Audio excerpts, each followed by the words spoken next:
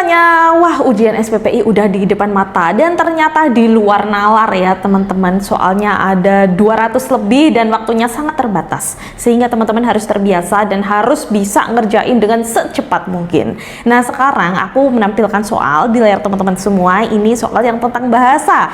Nah di sini ada soal apakah persamaan dari keris dan pedang. Nah di soal ini teman-teman harus mencari satu ciri yang sama dari kedua kata ini, keris dan pedang. Yuk langsung aja kita kerjain. Kita lihat di opsi A. Di opsi A memiliki berat yang bertumpu sepenuhnya pada bagian ujung bilah.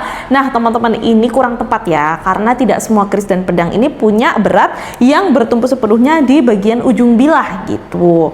Kita tandai X ya, salah. Terus yang B, di sini digunakan sebagai atribut pelengkap dalam upacara adat dan militer. Nah ini juga kurang tepat karena enggak semua keris dan pedang digunakan untuk itu. Dan juga ini hanya fungsi tambahan saja. Dan ini biasanya hanya di keris ya teman-teman ya. Dan ini pun hanya ada di beberapa adat tertentu saja. Sehingga ini kurang tepat juga jawabannya.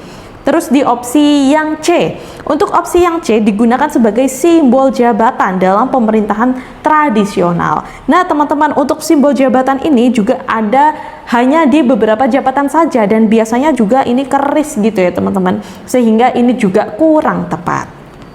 Kemudian untuk yang D di sini memiliki bilah yang ditempa dari perpaduan beberapa jenis logam. Nah teman-teman, dalam pembuatannya untuk keris dan pedang ini memang hasil dari perpaduan beberapa jenis logam yang ditempa gitu ya. Jadi ini jawabannya tepat karena di opsi yang ini memang cocok untuk kedua kata ya, yaitu di bagian keris dan pedang. Jadi ini adalah jawaban yang tepat. Terus kita lihat di opsi yang E, terbuat dari campuran emas dan perak murni. Nah ini keris dan pedang tidak dibuat dari emas murni ya teman-teman ya, sehingga ini juga opsi yang salah. Nah dari semua opsi ini yang tepat ada di opsi yang D gitu teman-teman. Gampang banget kan untuk soal ini. Jadi teman-teman harus jeli untuk mencari persamaan yang sama-sama bisa diterapkan di dua kata itu gitu ya teman-teman.